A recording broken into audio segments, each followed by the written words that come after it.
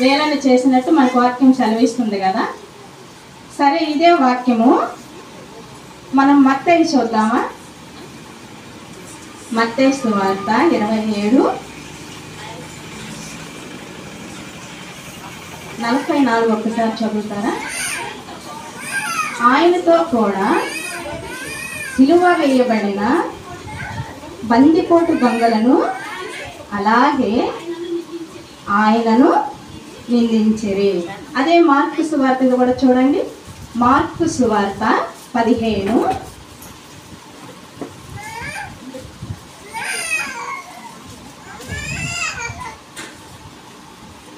Mark సువార్త 15:32.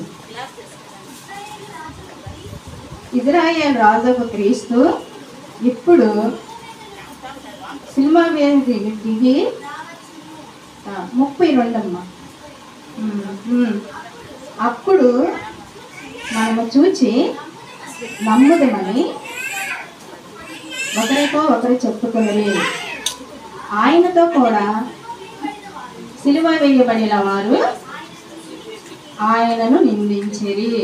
ఇక్కడ ఏం చెప్తున్నారు? ఒక్క దొంగ రక్షణ పొందాడు. ఇక్కడ ఏం చెప్తున్నాడు? మార్కు ఏమత్తాయి? ఇద్దరు నిందించును అని ఉంది.